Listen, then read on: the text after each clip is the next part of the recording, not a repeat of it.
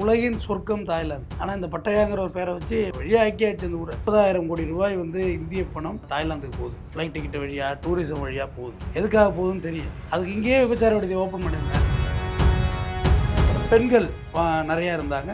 ஆண்கள் அந்த பெண்களை பாலியலுக்கு பயன்படுத்தினாங்க. இது இருந்து வந்தது. இப்போ என்ன ஆகிப்போச்சு, இந்த பிக் பாஸ் பொண்ணு கேமி, சாஞ்சனா இவங்க எல்லாரும் என்ன செஞ்சாங்கன்னா அங்கே போய் பர்த்டே செலிப்ரேஷன் பெண்ணை ஆட விட்டு பார்த்தாங்க. இப்போ அது அப்படியே ரிவர்ஸ் ஆகிட்டு, உல்டான்ஸ் ஆகிட்டு. ஆண்கள்லாம் ஸ்டேஜில் எட்ட மாட்ட ஆடுறா, பெண்கள்லாம் உட்காந்து வேடிக்கை பார்த்து படம் போடுறாங்க.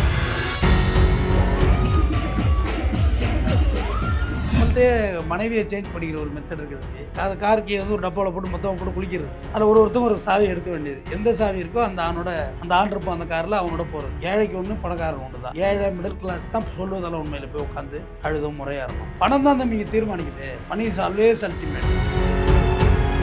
முன்னாடிலாம் ஆண்கள் போயிட்டு அங்கே இருக்கவங்க போய் ரேட் கேட்குற மாதிரிலாம் வீடியோ போடும்போது இப்படி பண்ணுறீ அது இதுன்னு சொல்லி கமெண்ட் செக்ஷன்லாம் வரும். ஆனால் பெண்கள் பண்ணும்போது சமுதாய மாற்றம் சுதந்திரத்தை நோக்கி போயிட்டு இருக்கோம் அப்படின்ற மாதிரியான ஒரு விமர்சனங்கள்லாம் வரும். பெண்கள் செஞ்சால் எல்லாமே நார்மலைஸ் ஆகிடும். ஒரு காலத்தில் ஆண்கள் தான் அங்கே சாராயங்களில் போய் சிறக்குவாங்க. வெள்ளிக்கிழமையிட்ட எலைட் பாரில் பெண்கள் வாங்குதில்லை. எல்லாம் ஒரு சர்க்கிள் மாற்றம் தானே தம்பி, எல்லாமே நிகழும் தானே. ஒரு காலத்தில் ஆணாதிக்கு இதில் பெண்ணை தூக்கி போட்டு மிதிச்சான். நீ பெண்ணாதிக்குங்கிற பேரில் அவங்க தூக்கி போட்டு மிதிக்கல.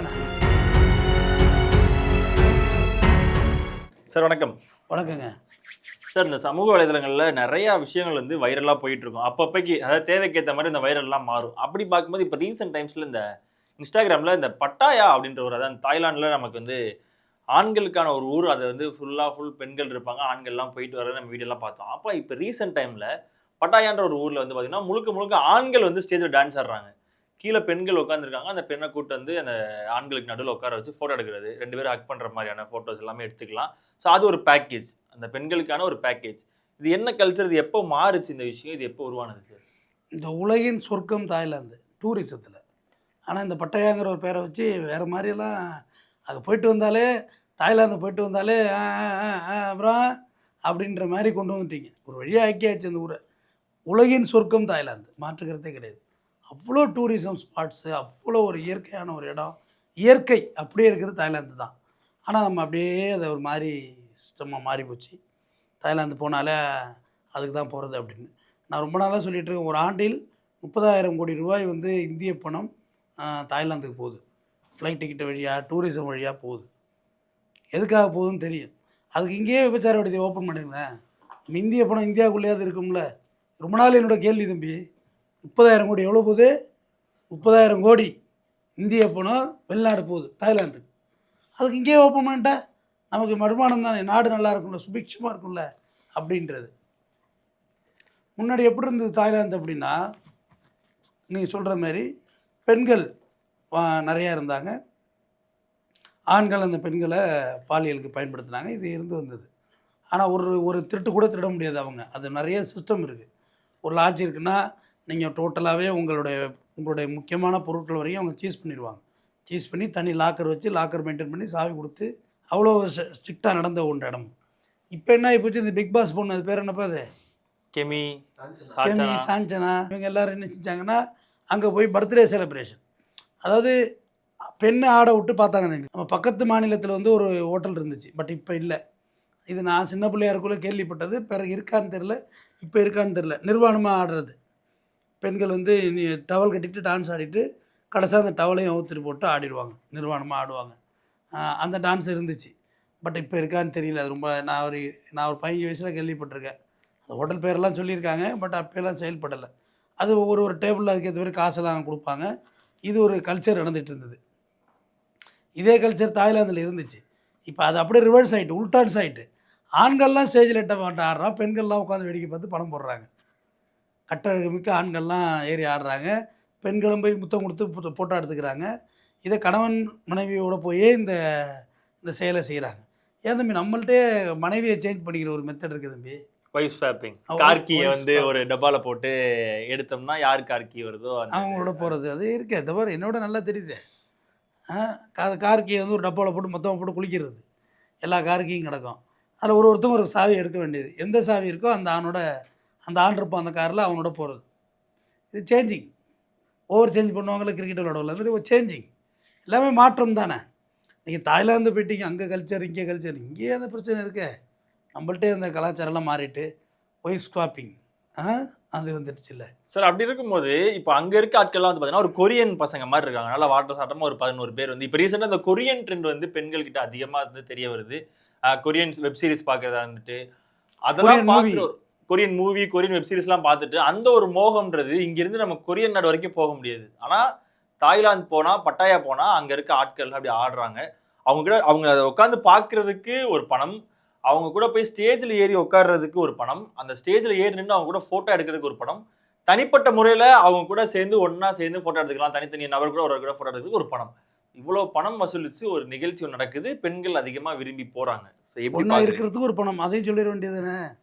தனிப்பட்ட ஃபோட்டோ எடுத்து என்ன ஆக போகுது தம்பி? சக்கரைன்னு எழுதி பேப்பரில் கூட இனிக்க போகுது. தனிப்பட்ட முறையில் ஒரே ரூமில் இருக்கிறதுக்கு ஒரு பணம். அதுக்கு முன்னாடி ஆண்கள் தான் பணம். அதுதான் சொல்கிறேன். இப்போ ஆண்களே குடிக்காதீர்கள், உடம்பை நில தெம்பாக வைத்துக் கொள்ளுங்கள். ஏன்னா இப்போ ஆண்கள் அது மாதிரி லெவலில் போயிட்டாங்கன்னு சொல்ல வர்றேன். ஏன்னா ஆண் விபச்சாரம் இருக்குதுன்னு சொல்லி ஒரு வெப்சைட்டில் ஏமாற்றிட்டாங்கன்னு சொல்லி எனக்கு ஒரு கிளைண்ட் வந்தான். பாவம் அவன்கிட்ட இருந்தது 20,000, 5,000, 7,000, 10,000 வாங்கிட்டு விட்ருக்காங்க. ஆண் வந்து விபச்சாரத்துக்கு போகிறது, உனக்கு நிறைய ஆண்டி காசும் கொடுக்கும், நல்லா பார்த்துப்பாங்க உன்னைய அப்படின்னு சொன்னோன்னே இவன் எல்லாத்தையும் நம்பி பணத்தை கட்டிகிட்டு இருக்கான். பார்த்தா பணம் ஏமாந்துப்பட்டு போச்சு. அப்படி ஒரு வெப்சைட் இல்லை.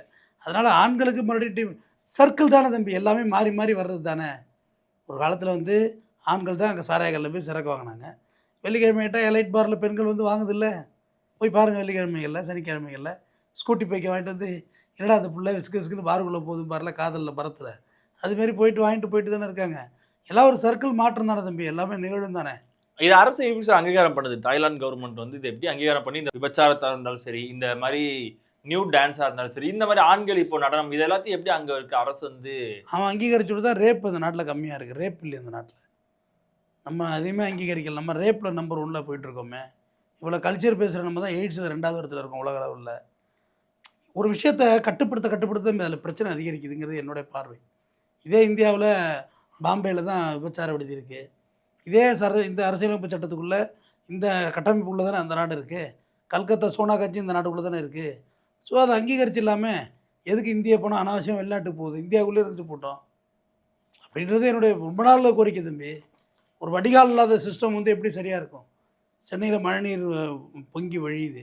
சிஸ்டம் வந்து மழைநீர் வடிகால் வச்ச பிறகு மழைநீர் குறைஞ்சி போகுதில்ல. ட்ரைனேஜ் சிஸ்டம் அது பேர். நான் சொல்கிறத புரிஞ்சுக்கிறதுக்கு கொஞ்சம் நாள் ஆகலாம். ஆரம்பத்தில் என் மேலே கோபமும் வரலாம், என்னடா இவன் சொல்கிறான் அப்படின்னு சொல்லி. பட் நான் சொல்கிறது ரியல் ஃபேக்ட் இது தான். நீங்கள் ட்ரைனேஜ் சிஸ்டம் செட் பண்ணிங்கன்னா கண்டிப்பாக அஃபென்ஸ் குறையும். ஆணுக்கும் சரி பெண்ணுக்கும் சரி ப்ராஸ்டியூட் சென்டர் லீகலைஸ் பண்ணணும். தம்பி முன்னேறிய நாடுகள்லேயே விபச்சார விடுதி இருக்குது. இதில் இருக்குது, துபாயில் இருக்குது. எங்கே இல்லை? துபாய் கல்ஃப் கண்ட்ரி அங்கேயே இருக்குதுன்னு சொல்ல வர்றேன். யூஎஸில் இருக்குது. எங்கே இல்லை? எல்லா முன்னேறிய நாட்டிலையும் இருக்குது. நம்ம நாட்டில் இதை ஒரு பெரிய பிரச்சனையாக வச்சுட்டு சுற்றுட்டு தான் நம்ம நாடு இன்னும் வளர்ச்சியில் பின்னாடி இருக்குங்கிறது என்னுடைய ரொம்ப நாள் கருத்து. இது ஆண்கள் பண்ணும்போது சமுதாய சீர்கேடு அது இது தாய்லாந்து போயிட்டு வரான் அங்க இருக்க பெண்கள் கிட்ட ஏதாவது பண்ற மாதிரி வீடியோ போடுறாங்க. முன்னாடிலாம் வந்துட்டு ஆண்கள் போயிட்டு அங்க இருக்கவங்க போய் ரேட் கேட்குற மாதிரிலாம் வீடியோ போடும்போது இப்படி பண்றியா அது இதுன்னு சொல்லி கமெண்ட் செக்ஷன்லாம் வரும். ஆனா பெண்கள் பண்ணும்போது சமுதாய மாற்றம், பெண்கள் மாற்றத்தை நோக்கி போயிட்டு இருக்காங்க. எல்லாரும் பட்டாயா போங்க, அங்க போய் என்ஜாய் பண்ணுங்க, இது உங்களுக்கான சுதந்திரம், இது வந்து சுதந்திரத்தை நோக்கி போயிட்டு இருக்கோம் அப்படின்ற மாதிரியான ஒரு விமர்சனங்கள்லாம் வருது. ஸோ இதை எப்படி பாக்குறீங்க? ஆண்களுக்கும் பெண்களுக்கும் நான் 2-3 ஹாலிடேஸில் புக் பண்ணி தாய்லாந்து போகிறதுக்கு ஆசைப்பட்டேன், போய் சுற்றி பார்க்குறதுக்கு. சரி, நம்ம இங்கே இருக்க தாய்நாட்டிலே நிறைய ஊருக்கு போகாமல் கிடக்கு. என்ன சொல்லி ஊட்டி, கொடைக்கானல், வால்பாறை, மூணாறு இப்படி தானே போயிட்டுருக்கோம்.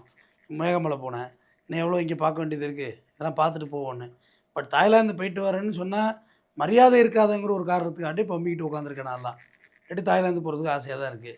பெண்கள் செஞ்சால் எல்லாமே நார்மலைஸ் ஆகிடும். ஆறாமா அப்படின்னு சொல்கிறது. பெண்கள் தம் அடித்தா முதல்ல பார்க்கல பிறகுன்னு பார்ப்பா, என்னடா சிகரெட் அடிக்குது இந்த பொண்ணுன்னு. அப்புறம் நார்மலைஸ் ஆகிடுதில்ல. எல்லாமே அப்படி தான், கொஞ்ச நாளில் நார்மலைஸ் ஆகிடும். ஒரு காலத்தில் ஆணாதிக்க இதில் பெண்ணை தூக்கி போட்டு மிதித்தான். இன்னைக்கு பெண்ணாதிக்கங்கிற பேரில் அவங்க தூக்கி போட்டு மிதிக்கல. என்ன ஆனால் அது சமுதாய மாற்றமாக மாறி இருக்குது சார். சமுதாய மாற்றம் ஆகிடும் சார். பெண் செஞ்சால் புரட்சி, ஆண் செஞ்சால் injurious to health to cigarette, பெண் செஞ்சால் சிங்கப்பெண். ஆண் பைக் ஓட்டினா அது வந்து சாதாரண விஷயம், பெண்ணு புல்லட் ஓட்டினா சிங்கப்பெண். ஆனால் இப்போ இந்த மாதிரி நிகழ்ச்சிக்கு கணவனையே கூட்டிகிட்டு போக சொல்லி இப்போ வந்து பேசுகிறாங்க. கணவன் கண் முன்னாடியே இப்போ இந்த மாதிரி விஷயங்கள் நடக்கும்போது அவருக்கு அந்த ஆளுக்கு எப்படி இது வந்து ஒரு மாதிரி மன தைரியத்தை கொடுக்கும் இந்த இடத்துல? எல்லாம் பழக வேண்டியதான். இப்போ நம்மள்ட்ட காசு பணம் இல்லை தம்பி, அதை ஒருவனுக்கு ஒரு திங்கிற பஞ்சாங்கம்லாம் தம்பி உட்காந்து பேசிகிட்டு இருக்காப்புல. பணம் காசு நிறையா இருந்ததுன்னா 10 பன்னெண்டு வச்சுக்கிறதுல என்ன இருக்குது? பணம் நிறைய பணம் இருக்குன்ட்ட, கணக்கு இல்லாத பணம் இருக்குது. என்ன செய்வ? எவ்வளோ திம்ப, எவ்வளோ குடிப்ப, எவ்வளோ முடியும்? முடியாது. அப்போ உனக்கு ஒரு ஒரு ஒரு பொண்டாட்டிக்கு ஒரு ஃப்ளாட் வாங்கி கொடுக்குறதுக்கு காசு இருந்தால் என்னப்பா பிரச்சனை? ஒரு குடும்பத்துக்கு மாதம் 2 லட்ச ரூபா இந்த நல்லா ஜாலியாக சாப்பிட்டு இருங்க அப்படின்னா கல்யாணம் பண்ணிக்கல. பணம் தான் தம்பிங்க தீர்மானிக்குது. Money is always ultimate. ஏழைக்கு ஒன்று பணக்காரன் ஒன்று தான். ஏழை மிடில் கிளாஸ் தான் சொல்வதெல்லாம் உண்மையில் போய் உட்காந்து அழுதும் முறையாறணும். எவனாவது கோடீஸ்வரன் வந்து உட்காந்தானா? கோடீஸ்வரத்தில் நடக்காமல் இருக்கா? போய் உட்கார வைங்க. தனுஷை கொண்டாந்து உட்கார வைங்க. என்னாச்சு ஏம்மா பிரிஞ்சிங்க அப்படின்னு கேட்க வேண்டியதானே? சிம்பா அடிச்சது உட்கார வச்சு ஏன்ப்பா கல்யாணம் பண்ண மாட்டேறியாம அப்படின்னு கேட்க வேண்டியதானே? கேட்பீங்களா? ஏழைக்குன்னா பப்ளிஷ் பண்ணுவாங்க, அசிங்கப்படுத்துவாங்க. அது அவங்க டிஆர்பி தொடர்ந்து பேசுவோம். நன்றி. Thank you sir.